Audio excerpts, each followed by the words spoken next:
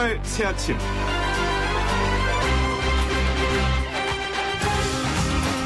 (21대) 국회 원구성을 둘러싸고 여야 이견이 상당히 큽니다. 결국 177석 슈퍼여당 민주당이 18개 상임위원장 전석을 모두 가져올 수 있다면서 실력 행사를 예고했습니다. 원만한 원구성이 여야 합의로 이루어질 수 있을지 오늘도 지켜봐야 될 것 같습니다. 그런가 하면 금융감독원은 자동차 보험 표준약관을 개정해서 내달 1일부터 시행한다고 밝혔는데요. 기존에는 사망사고를 내더라도 운전자 부담금이 400만 원밖에 안 됐지만 이제는 음주 뺑소니 사고로 사망사고가 발생한다면 운전자 부담금이 최대 1억 5천만 원까지 늘어나게 됐습니다. 음주 뺑소니 사고 좀 줄어들 수 있을까요? 역시 지켜봐야 될 것 같습니다. 8년 전에 이용수 할머니가 당시 민주통합당 비례후보로 출마 선언을 하기 직전 윤미향 당선인이 이용수 할머니에게 말했다죠. 다른 할머니들이 싫어합니다. 꼭 국회의원이 되어야만 위안부 문제 해결할 수 있는 건 아니지 않습니까? 이렇게 할머니의 출마를 만류했다고 하는데요.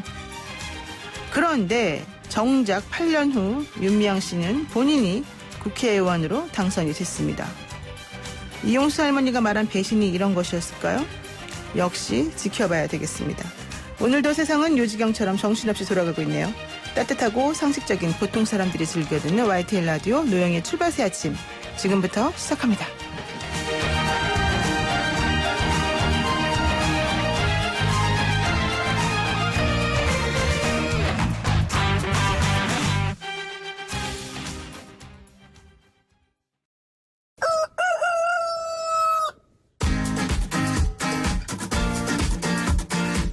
어디서든 꼭 끼어들 수 있는 오늘의 뉴스 꼭 끼요. 꼭 끼요. 매일 어디서든 꼭 끼어들 수 있는 오늘의 뉴스를 골라서 정리해주는 시간 오창석 시사평론가와 함께하겠습니다. 안녕하세요. 네, 안녕하세요. 정석입니다. 꼭 끼요 한번 해보세요. 꼭 끼요. 끼에 조금 더 강조를 하시는군요. 저는 네. 꼭 끼요 이래가지고 좀 앞쪽에 좀 신경 쓰는데 근데 이게 생각보다 발음 네. 한번 여러분들 듣는 분들 한번 해보세요. 이게 생각보다 쉽지 않아요. 되게 이렇게 목소리가 조금 갈라질 것 같고 되게 네. 좀 불안한 마음이 좀 있어요. 이게 약간 음정도 좀 잘 다뤄야 되는 것 같습니다. 좀 불안정하지 않습니까? 한번 네. 제가 한번 다시 해볼게요. 꼭 끼요. 이거 보세요. 끼요에서 조금 뭔가 연결시키기가 쉽지가 않아요. 이거 네. 성공하실 수 있는 분 연락 주시기 바랍니다. 그래서 어쨌든 오창석 꼭 끼요 평론가와 함께 했는데요. 이 어려운 걸 매일매일 해내는 오창석 평론가입니다. 네. 이분이 그렇게 훌륭하다는 거. 다시 한번 강조드리고 자 어제 통합당에서 김종인 비대위가 출범을 했습니다. 네, 4.15 총선 참패 후에 미래통합당 지도부 공백이 있었는데요. 총선 42일 만에 5월 27일 김종인 비상대책위가 공식적으로 출범을 했습니다. 가장 중요한 것이 이제 미래통합당의 당헌 개정안인데요. 이 당헌 개정을 8월 30일까지로 규정한 이 부칙에 비대위를 둘 경우는 예외로 한다라는 이 조항이 추가가 되면서 그동안 비대위 출범을 가로막아온 임기 문제가 해결이 됐습니다. 네. 따라서 김종인 비대위는 적어도 내년 4월 7일 재보선까지 통합당을 이끌 수 있게 됐습니다. 네, 원래 이 임기 문제가 해결이 안 돼서 지난번에 상임위 전국이 이게 열어가지고 이걸 통과시키려고 했던 거잖아요. 네, 근데 맞습니다. 그때는 정족수 미달로 해결이 안 됐었단 말이죠. 네, 이번에는 막 다 전화를 따로따로 돌려가지고 빨리 오세요. 표 좀 주세요. 막 이랬다면서요. 네, 맞습니다. 이제 이번에 사실 당선인 모임에서 주호영 원내대표가 많은 사람들을 설득을 하긴 했었는데 초반에는 이제 김종인 비대위가 다시 들어서는 거에 대해서 반발 의견이 많았습니다. 중요한 네. 거는 결국 대체자가 누구인 것인가 이 부분에 대해서 답이 나오지 않아서 결국 다시 김종인 비대위로 돌아갈 수밖에 없었는데요. 그렇기 때문에 이 부분에 있어서 정족수를 채우기 위해서 많은 사람들을 설득한 것으로 알려졌습니다. 네, 그래서 이제 8월에 전당대회가 아니라 내년 4월 7일까지 김종인 비대위 체제로 가고 네. 그 이후에 이제 미래통합당의 또 전당대회 이런 것들이 예정돼 있습니다. 그러면 한 1년 좀 안 되죠. 한 10개월, 11개월 정도 네. 김종인 비대위 체제로 가게 되니까 물론 짧긴 짧겠지만 본인 생각에는 그럼에도 불구하고 어느 정도는 미래통합당의 체질 개선이 가능할 것 같은데 뭐 벌써부터 이름을 바꾸겠다 이런 얘기가 나오고 막 비대위원 또 구성도 되고 이러더라고요.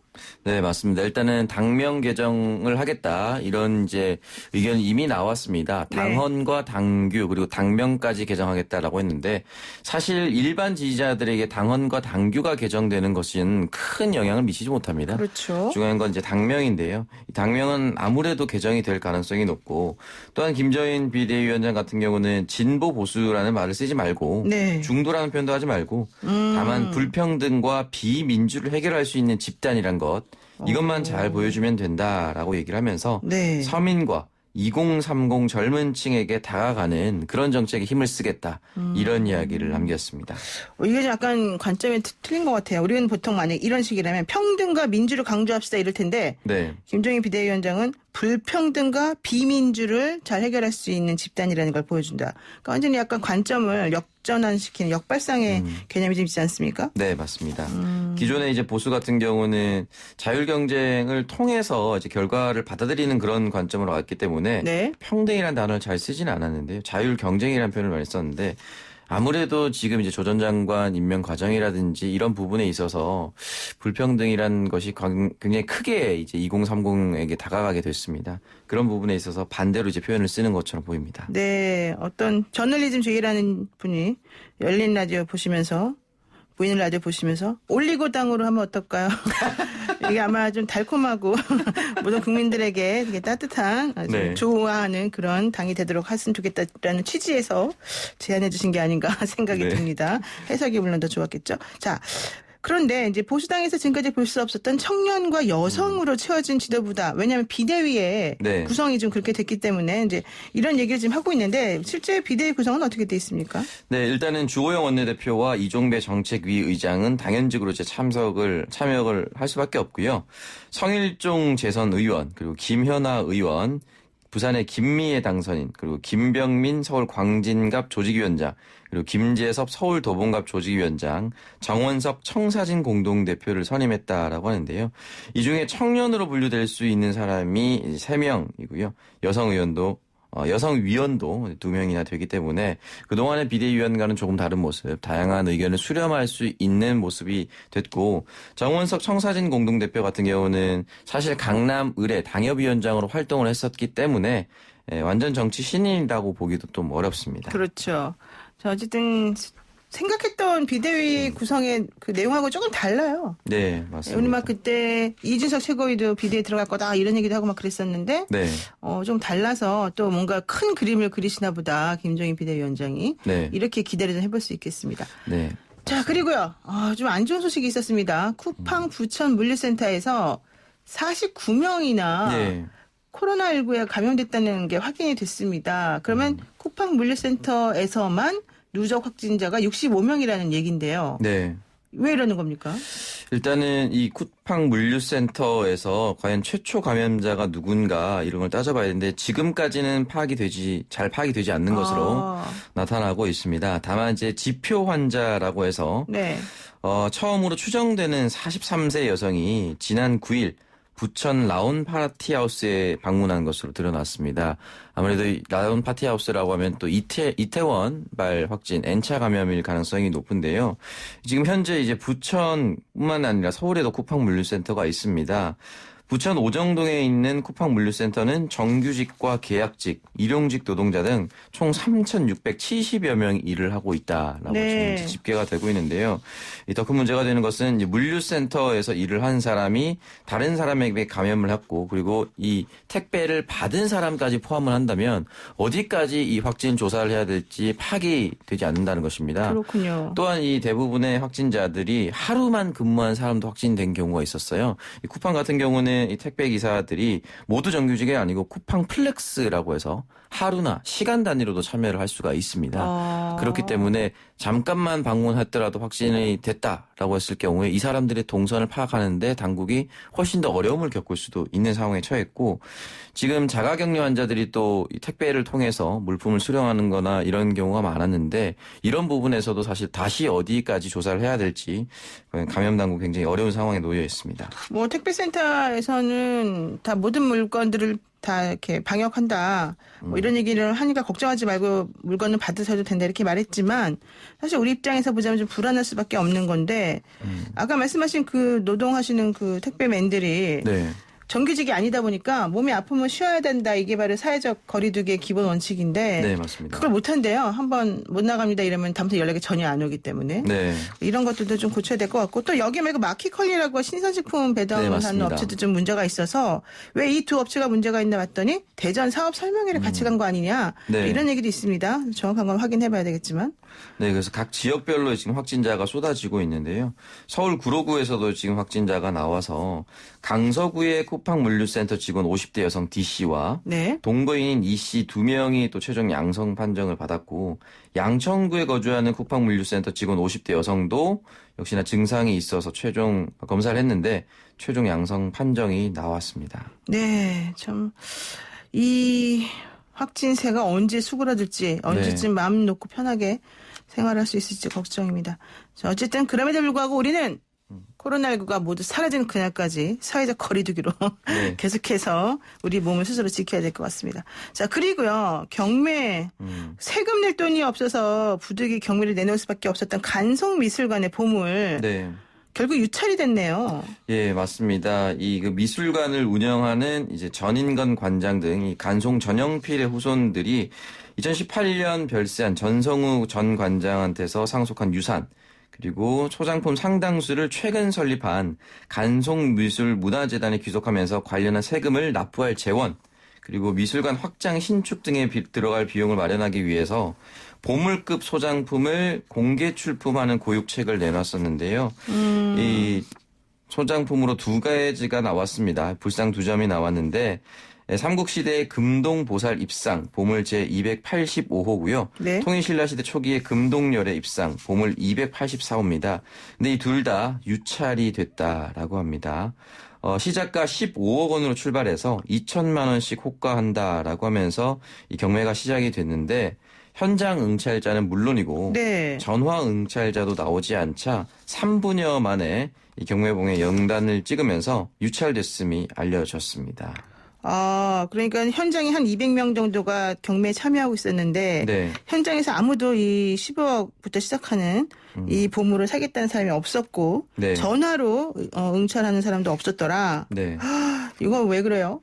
일단 뭐 두 가지로 볼 수가 있는데요. 네. 하나는 이제 이 경매에 앞서서 백이동 국립중앙박물관장이 기업인과 사업가들에게 연락을 해서 아무래도 이 보물로서의 가치가 이미 인정된 작품이기 때문에 국립중앙박물관이 사들이는 것이 맞다. 이런 소문이 돌아서 이 국립중앙박물관의 인적 물적 네트워크를 이길 수는 없다. 그래서 미리 포기했다라는 설도 있고 또 하나는 이 우리나라의 보물을 개인 소장한다는 아무리 가치가 있지만은 개인 소장한다는 이 부담감도 분명히 있었을 것이다. 네. 이 두 가지 이유로 지금 유찰된 것으로 확인이 되고 있는데요. 일단 간송 전영필 선생이 이제 일제 강점기에 기와집 한 채가 1,000원이던 시절에 네. 5,000원을 주고 그림 한 장을 사고 이런 식으로 대한민국의 보물과 국보 이런 것들을 지켜냈습니다. 이런 부분에 있어서 사실 국가가 조금 나서서 네. 이 경매에 나오는 것은 막았어야 되는 것이 아닌가. 또는 이 간송 전영필 선생이 무가지보라고 합니다. 가치를 따질 수 없는 이 보물을 지켜냈던 정신을 기려서 네. 상속이 분명히 상속이긴 하나 이 부분에 있어서는 이제 우리 문화재이기 때문에 이 법적으로 특별법 같은 걸 만들어서 이 박물관을 좀 유지할 수 있도록 도와줬어야 되는 것이 아니냐 이런 네. 이야기가 나오고 있습니다. 네, 세무다국 여러분 그리고 박물관 관계자 여러분 꽃기호 평론가 얘기를 잘 들으셨을 거라고 믿습니다. 네, 내일은 좋은 소식이 들려오길 바라겠네요. 오늘의 꽃기호 뉴스 브리핑 여기까지 듣겠습니다. 고맙습니다. 네, 감사합니다. 네, 지금까지 오창석 꽃기호 평론가였습니다. 아침을 시작하는 슬기로운 방법. 오늘 내게 이로운 뉴스. 노영희의 출발 새 아침 슬기로운 인터뷰. 윤미향 당선인에 대한 논란이 점점 커지면서 이 의혹에 대해서 의견을 밝히는 것 또한 부담스러운 상황이 많이 벌어지고 있습니다. 꼬리에 꼬리를 물고 논란이 계속 생기고 있기 때문인데요. 오늘은 그 논란의 중심에 우뚝 서 있는 분입니다. 최민희 전 더불어민주당 의원과 연결을 해서요. 윤미향 당선인 의혹 팩트체크 한번 해보겠습니다. 안녕하세요. 네, 안녕하세요. 네. 잘 주무셨어요? 이렇게 아침에 네, 딱딱하게. 반갑습니다. 네. 잘 주무셨을 거라고 믿고 한번 팩트체크 제대로 한번 해보겠습니다. 어제 우상호 의원이 이렇게 말했어요. 할머니가 화났다고, 유명 당선인을 의미하는 것 같은데 사퇴시킬 수는 없지 않느냐 이러면서 이용수 할머니가 윤미향 당선인에 대한 의혹을 이렇게 드러내고 있는 것은 할머니의 정치 활동을 윤미향 당선인이 이전에 막았기 때문에 여기에 대해서 좀 억울함을 표현한 걸로 본다. 뭐 이런 취지로 말을 했는데 어떻게 이 말에 동의하십니까? 그 동의 여부보다는 어저께 녹취록이 하나 공개됐더라고요. 네, 녹화 그렇죠. 때에 의하여. 거기에서 보면 2012년에 이용수 할머니께서 비례대표 국회의원에 출마하려고 하고 그리고 윤미향 당선인이 그거를 좀 말리는 듯한 네네. 그런 내용이었습니다. 그리고 공교롭게 이게 30년 동안 같이 일을 하시다가 네. 윤미향 당선인이 이제 국회에 진출하면서 이 갈등이 불거지고 그것을 이제 배신이라는 표현이 등장하다 보니 우상호 의원이 그런 논평을 한 것이 아닌가 싶습니다. 그러면은 혹시 개인적으로 최민희 의원께서도 이런 의견, 이런 해석에 동의하세요? 그러니까 개인적인 동의보다는 저는 네. 좀 안타까움이 있습니다. 안타까움. 그건 뭐냐면 네. 그 국회에 진출하면 사실 위안부 문제 해결을 위해서 할 일이 많습니다. 그래서 만약에 이용수 할머니도 지금보다 젊었다면 네. 국회에 진출하셔서 많은 일을 할 수 있을 거라고 생각하는데 네. 윤미향 당선인도 8년 전에 일반적으로 시민사회가 가지고 있는 정치에 대한 불신이나 거부감이 있습니다. 네. 그게 2012년에도 존재했고요. 그게 갈수록 조금 희석됩니다만 제가 국회에 진출할 때도 저도 똑같은 과정을 겪었고 비판과 비난을 감수해야 했거든요. 네네. 그래서 그런 부분은 조금 극복할 과제다. 시민사회도 국회에 들어가는 것이 문제가 아니라 네. 국회에 들어가서 제대로 일을 하지 못하는 것이 문제인 것이거든요. 네네. 국회에 들어가면 위안부 문제나 시민사회에서 추구하는 바를 훨씬 더 효율적으로 달성하는 데 도움이 될 수 있기 때문입니다. 네, 그렇군요.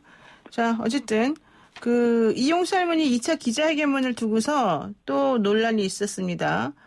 7, 8명이 정리한 글이다. 뭐 이런 얘기가 있으면서 방송인 김어준 씨가 이거 할머니 혼자 썼을 리가 없다. 이렇게 좀 얘기를 했더니 이용수 할머니의 수양딸이 할머니가 구술을 하면 내가 받아 적은 것이다.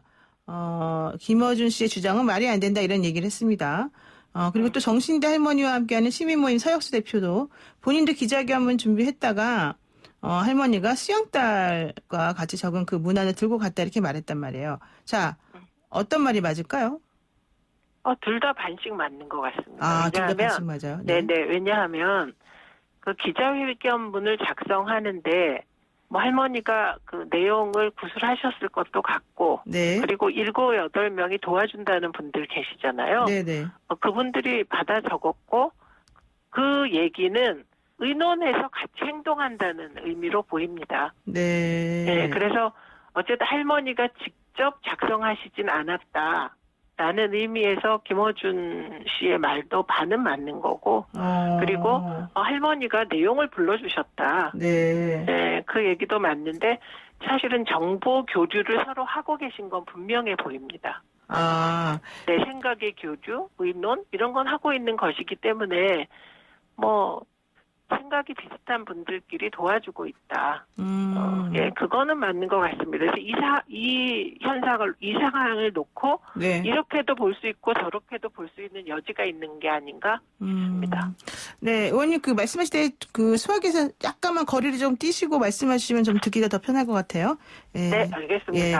그리고요. 괜찮습니까? 네, 아주 좋습니다.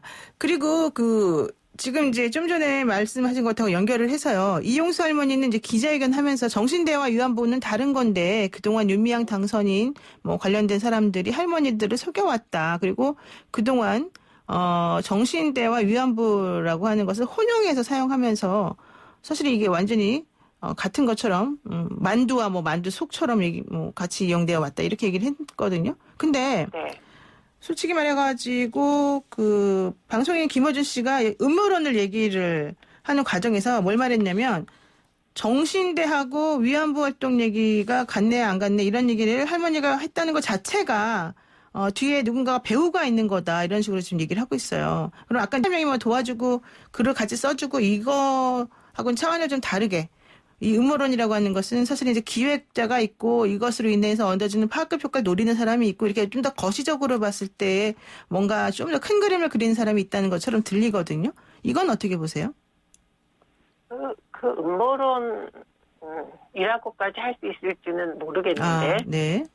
저는 일단 용어의 혼동에 대해서는 네. 그것은 정신대 대책협의회가 뜰 때 정대협만 그 용어에 대해서 혼란이 있었던 게 아니고 네. 당시에는 대한민국의 정대협이나 위안부나 종군 위안부나 등등의 여러 말이 혼재해 있어서 네. 일반적으로 정대협 그러면 그 위안부 할머니들인가 이렇게 생각하던 시대였습니다. 그러니까 지금 이 시점 네.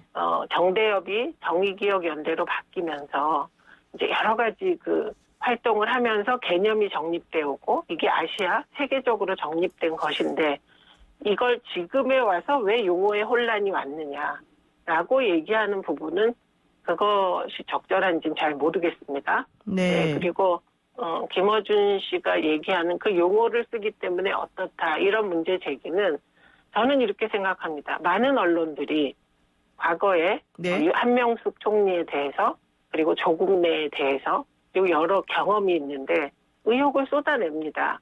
그리고 조국 전 장관의 경우도 대권에 출마하기 위하여 관급 공사를 싹쓸이하려고 했다라는 음모론이 있었거든요. 이거 네. 음모론이잖아요. 근데 네. 그거는 검찰 공소장에 빠졌습니다. 그래서 그런 식의 의혹을 제기하는 경우가 많이 있고 네. 저는 김어준 씨가 그런 의혹을 제기하고 있는 것이다. 이렇게 생각합니다. 근데 과연 조국 전 장관에 대해서 대선에 출마하기 위하여 돈이 엄청나게 필요했다. 그리고 그 돈을 얻기 위하여 광급공사를 싹쓸이했다. 사모펀드를 만들어서. 네, 이런 얘기를 그때 했습니다. 정치인들 일부가. 네. 그런데 이 부분이 사실이 아닌 것으로 사실 판명 났습니다. 그 부분은. 검찰이 기소를 하지 않았기 때문에. 네. 그런데 그런 식의 말하자면 자기가 선 자리에서 무슨 문제 제기하는 것은 사실 그 정치인들도 의혹 제기니까 어떤 뭐 자신만의 뭐 생각이 있었겠죠. 김어준 씨 또한 같다고 생각합니다. 유독 김어준 씨가 얘기하면 음모론이고 미래통합당 쪽에 정치 관계자들이 얘기하면 그건 의혹 제기고 뭐 이렇게 생각하긴 어렵지 않겠습니까? 네. 그러니까 지금 말씀하시는 게 누가 말했느냐에 따라서 똑같은 내용이라도 음모론으로 몰고 가는 언론이 있고 의혹적이라고 보는 언론이 있는 거다. 실제 그게 그 말 내용 자체를 가지고 얘기하지 않고 그냥 프레임으로 지금 먼저 전쟁을 시작하고 있다. 뭐 이런 취지시네요. 네, 그런 취지입니다. 그래서 김어준 씨도 자기가 보기에 이러이러해 보인다라고 얘기할 수 있고 그것도 의혹제기이죠. 네, 그렇군요. 근데 뭐 냄새가 난다 뭐 이런 표현도 좀 주로 자주 쓰는 표현이어서 그런 것들에 대해서 좀 비판하시는 분들도 계시더라고요. 비판하시는 분도 일리 무슨 생각이 있으시겠지만 네. 저는 언론에서 앵커가 진행을 할 때 냄새가 난다는 표현을 하는 분, 그거보다 더 정서적인 표현을 하는 분들도 봤거든요. 그래서 저는 이 부분은 물론 이제 과연 냄새라는 단어가 적절하냐 아니냐 이 판단은 이 단위가 아니고 다른 곳에서 하겠죠. 방송 관련한. 그러나 좀 객관적인 단어를 우리 모두 써야 한다. 모두가. 이 부분은 보편 타당한 말이라고 생각합니다. 네, 그렇군요. 자, 그리고요, 우리 또 최민희 의원이 며칠 동안 언론에 아주 집중, 스포트라이트를 받았다고 해야 될까요? 좋은 의미든 나쁜 의미든. 그런 것 중에 하나가 바로 이제 며칠 전에 말씀하시는 내용 중에 시민단체 기부금으로 이제 밥값을 지출할 수 없다는 취지로 지적하신 부분이 있었습니다. 할머니들이 배고프다 그러니까, 돈 없다고 안 사줬다. 이제 이 말에 대해서 시민단체 기부금을 그렇게 그냥 막 쓸 수는 없는 거다. 뭐 이런 얘기를 하셨던 것 같은데, 사실 그때 그 할머니들이 다니면서 했던 그 활동도 결과적으로는 정의연의 활동을 위해서 한 공식적인 일이니까 당연히 뭐 밥값이든 활동비든 좀 쓸 수 있는 거 아니냐 이런 얘기들이 나왔었거든요. 이건 어떻게 보세요? 그래서 참 언론이 무서워요. 예. 제가 했던 거는 예. 현장에서 모금을 했다. 그런데 내가 배가 고팠다. 개인 한 명이. 네. 그래서 윤미향한테 맛있는 거 먹으러 가자고 했더니 돈이 없다고 했다. 요거는 네. 할머니들이 여러 명이 그 행사가 끝나고 나서 다 같이 회식을 하는 상황에 대한 설명으로 저는 잘 안 보였습니다. 그래서 개별 때 개별로 그런 맛있는 거 먹으러 가자 이런 얘기가 나온 상황은 네. 그냥 윤미향 전 대표가 개인적으로 사드리면 되는 게 아니겠냐. 네. 적어도 현장에서 모금한 금액은 그 당장에 그 모금액으로 뭔가를 먹는 건 저로선 시민단체에서 잘 안 하는 것이기 때문에 시민단체에서 잘 할 수 없는 일이다라고 얘기한 것이고 이제 그 현장에서 모금한 액수를 이제 회계 처리를 하지 않습니까? 그럼 네. 액수가 나오잖아요. 네. 그러면 그 이후에 사실은 저도 정대협 시위에 간 일이 있고 과거에 네. 그리고 정대협 시위가 끝나고 밥 먹은 일이 있습니다. 네. 그러면 예를 들면 참석한 사람들은 자기가 밥값을 내거나 후원금을 내거나 회비를 내거나 해야 되겠죠. 저희 같은 사람들은. 네. 그런데 할머니들께서 회식하는 걸 봤어요. 표현이 틀렸습니다. 할머니들 회식 틀렸고요. 네. 할머니들께서 진지 드시는 걸 봤습니다. 네네. 그럼 그 비용을 어디서 지출해야 되냐. 그거는 회계에서 지출할 수 있겠죠. 이런 얘기였는데 네.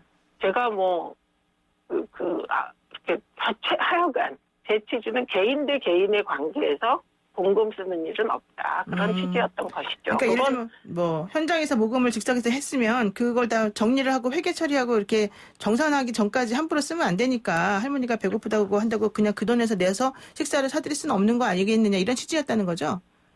그리고 네. 그 개인 대 개인이라면 네.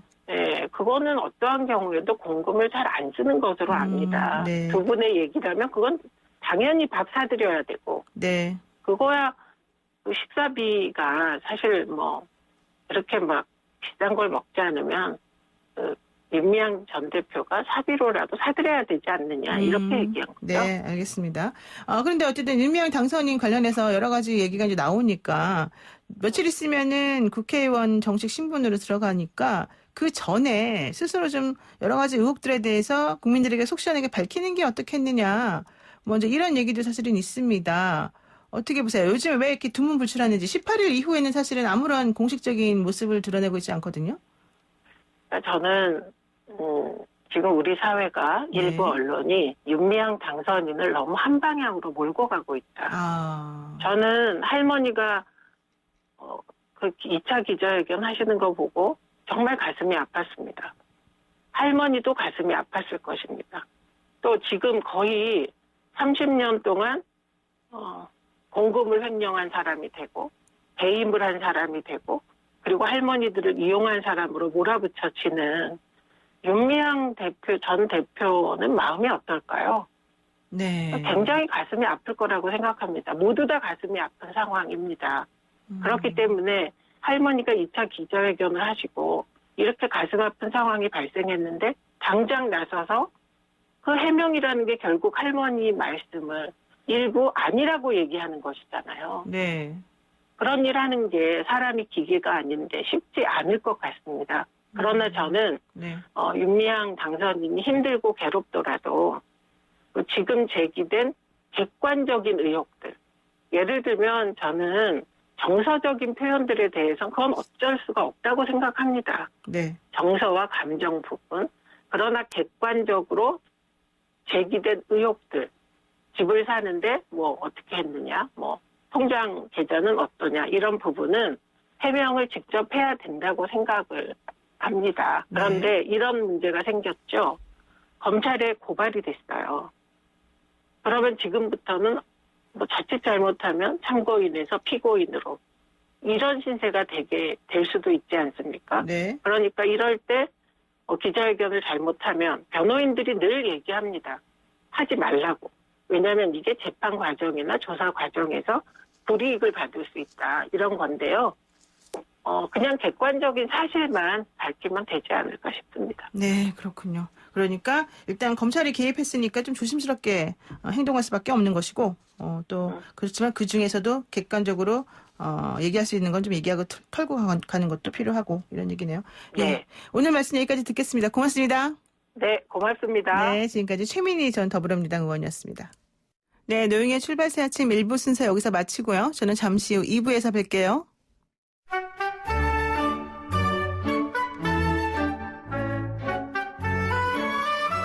네, 이번 주 우리 사회는 어떤 이슈에 반응을 하고 어떤 이슈에 열광을 했는지 우리 사회 여론을 알기 쉽게 분석해주는 출발새 아침의 마음 넉넉한 여론 택배 요정 뚱커벨 모시겠습니다. 인사이트 K 배종찬 연구소장 모셨습니다. 안녕하세요. 안녕하십니까. 뚱커벨입니다. 네.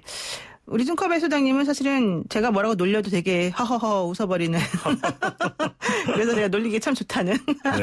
자, 근데 이건 제가 그냥 우스갯소리 한 말이고요. 좀 네. 전에 윤미향 당선인 논란 관련해서 최민희 전 의원과 이야기를 했는데 인터뷰 듣고 많은 분들이 지금 얘기를 계속해서 의견을 보내주고 계셔서 좀 소개를 몇 개 해드리고 그다음에 네. 우리 뚱커벨과의 이야기 한번 나누겠습니다. 보이는 라디오로 지금 보시는 분 중에 스윙치킨이라는 분은요. 회계부정이나 횡령이 있었다라고 하면 처벌을 받아야 되겠지만 위안부 운동을 막으려는 세력이 있다면 이것은 또 안 되는 거 아니겠습니까? 좀 구분을 해 주십시오. 이런 얘기를 하셨고요. 그리고 지승호 님께서요. 다수의 국민들은 횡령이나 배임 또 그런 문제는 검찰 수사도 진행 중이기 때문에 일단은 판단을 보류하고 지켜보고 있다고 생각합니다. 다만 30년을 함께했던 할머니께서 저렇게 계속 문제 제기를 하시는 걸 보면 뭔가 마음이 아프고 안타깝습니다. 그러니 빨리 정리되는 게 맞다고 생각하는 거 아닐까요? 이런 얘기를 주셨고요. 4399님께서는요. 윤미향 씨가 30년 봉사한 그 자체가 문제가 아니라 그 기부금을 개인적으로 이용했다는 그것이 문제가 아닙니까? 이런 얘기 주셨고 7479님께서는 윤미향 당선인은 자신의 입장을 다른 언론에 하지 말고 공정하고 객관적인 YTN에만 밝히시면 되지 않을까요? 이런 의견 주셨고요. 그리고 또 7681 쓰시는 분께서는요. 아우 답답합니다. 일단 밥을 사드리고 회계 처리는 다른 계정에서 나중에 해도 되지 않습니까? 이렇게 얘기하셨고 4637님. 아유, 될 만하면 돼야 되는 거고 할 만하면 해야 되는 거죠. 왜 그러십니까? 이런 얘기도 하셨고요.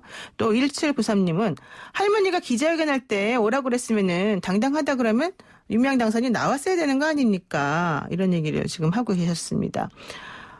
그리고 4637님, 아까 뭐 여러 개 지금 보여주고 계셔서 제가 이제 그분 의견은 그만 소개를 해드려야 되는데, 솔직히 말해서 지금 여기서 8192님이 쓰신 이 의견 저는 좀 또 동감하는 부분이 있습니다. 회계문을 누가 썼느냐가 중요합니까? 이거는 누가 썼느냐가 아니라 실제 어떤 마음을 가지고 이런 얘기를 하느냐가 더 중요한 거 아니겠습니까? 이런 얘기 주셨고 4351님도 유언장을 불러주고 와이프가 받아 적으면 같이 작성한 겁니까? 배우가 있는 겁니까? 뭐 이런 얘기도 하셨습니다.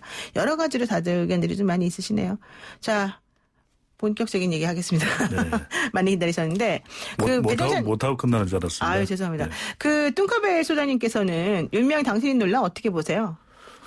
제 개인적으로는 더불어민주당에서도 밝힌 바가 있는데 사실규명이죠. 핵심은 서운했던 부분은 그 이전에 이제 정신대 문제 대책 협의회 그리고 정의기억연대에서 위안부 할머니들과 해결해야 될 부분들은 해결해야 되겠죠. 상호간에. 근데 중요한 것은 국민 여론이거든요. 국민 여론은 정확한 그리고 객관적인 이 진상과 사실 규명을 원하고 있다라고 하는 것. 저는 이게 핵심이라고 보입니다. 네, 그렇군요. 자, 좋습니다. 그렇다면 그 윤미향 당선인과 관련해서 거취에 대한 여론조사를 하신 게 있으시죠? 예, 여론조사 결과가 나왔는데 여론은 좋지 않습니다. 10명 중 7명은 윤미향 당선인이 사퇴해야 된다는 조사 결과로 나타났습니다. 그게 언제적 기준이에요? 26일입니다. 이용수 할머니 2차 기자회견 다음 날 실시된 조사이고요. 네. 리얼미터가 오마이뉴스에 의뢰를 받아서 전국 500명 유무선 RDD 자동응답 조사이고 표본오차 95% 신뢰 수준 플러스 마이너스 4.4%, 응답률 5.5%. 자세한 사항은 조사기관의 홈페이지에서 확인 가능합니다. 윤미향 당선인이 사퇴해야 한다고 생각하는지 여부를 물어봤거든요. 네. 10명 중 7명인 70.4%는 사퇴해야 된다로 응답을 했습니다. 20.4%. 5명 중에 1명 정도는 사퇴하지 말아야 된다라고 의견을 나타냈습니다. 그러니까 사퇴해야 된다는 의견이 70% 정도 되고 네. 사퇴하면 안 된다는 의견은 한 20% 정도 된다. 그럼 나머지 10%는 잘 모르겠다. 뭐 네, 이런 얘기인가 봐요. 9.2%가 잘 모름이었습니다. 그런데 지난주에 우리가 빅데이터 분석했을 때도 윤 당선인에 대한 바닥 민심이 그렇게 썩 좋지는 않았던 것 같은데 이번 여론조사 결과에서 좀 주목해 볼 만한 부분이 있습니까? 지난주에도 이제 우리 코너를 통해서 뚱커벨이 소개했던 것은 빅데이터 상에서도 충분한 해명이 안 된다는 것이거든요. 그러니까 핵심적인 것은 그동안 30여 년간 정신대 문제대책협의회, 네. 정대협이라고 그러죠. 네. 또 정의기억전도 해왔던 일을 누가 폄훼하겠습니까? 그건 그래서는 안 되겠죠. 그런데 문제는 윤미향 당선인이 지금 문제가 되고 있는 기부금과 지원금에 대해서 개인적인 유용이나 횡령, 배임의 혐의가 진실인지 아닌지 이게 사실 핵심으로 보이는데요. 그래서 지금 민심 자체도 대통령과 더불어민주당의 핵심 지지층이라고 하면 우리가 30대 이야기를 하거든요. 네. 30대에서는 무려 75%가 사퇴해야 된다는 결과로 나타났습니다. 핵심 지지층에서 오히려 네. 사퇴하라고 한다고요? 호남에서도 55.8% 절반이 넘죠. 사퇴해야 된다는 의견으로 나타났고 네. 또 하나 중요한 것은 앞으로 이제 대통령 지지율에도 영향을 줄 수도 있고 아직까지는 아니지만 네. 더불어민주당은 영향을 받고 있거든요. 근데 중도층에서도 사퇴해야 된다는 여론이 10명 중 7명 정도 수준으로 나타났기 때문에 이건 이제 충분한 해명이 되지 않으면 민심이 이렇게 올라갈 가능성이 굉장히 높아지는 거죠. 그렇기 때문에 글쎄 이제 법적으로 지금 검찰이 수사하고 있는 중이다. 또 어떤 해명을 내놓더라도 정치적 공방은 불가피하다. 또 더군다나 이제 당선인 신분인데 의원 신분이 되면 불체포 특권까지 있기 때문에 이것까지 논란과 혼란이 될 수 있다. 이런 영향들이 있는 거죠. 그렇군요. 이렇게 좀 부정적인 여론이 많이 나오고 계속 흐름이 이어지는 것은 지난 25일에 이용수 할머니가 했던 2차 기자회견 때문이다. 뭐 이런 얘기도 있던데 어떤가요? 이게 우리가 일종의 공감 현상입니다. 공감 현상. 예. 고령의 위안부 할머니, 이용수 할머니에 대해서 비판적인 댓글도 많이 하긴 할 수가 있는데 그래도 대체적으로 중도층 또 2030 세대에는 영향을 줄 수 있는 것이거든요. 이제 해명이 나온다면 또 달랐겠죠. 그래서 윤미향 당선인과 정의기억연대가 충분한 해명이 없었기 때문에 또 더불어민주당에서도 적극적이지 않았던 것이거든요. 그러다 보니 25일 이용수 할머니 기자회견 이후에 사태에 더 많은 여론에 힘이 실린 상태인데 지금 핵심은 그렇습니다. 진실. 무엇이 진실이냐. 어디까지가 감정이고 어디부터는 법을 위반했는지 여부. 이 진실과 사실규명이 필요한 것이죠. 근데 어쨌든 민주당 입장에서는 오거돈 전 부산시장 그 성추행 논란이 있었고 또 네. 양정숙 당선인 얘기도 있었었고요.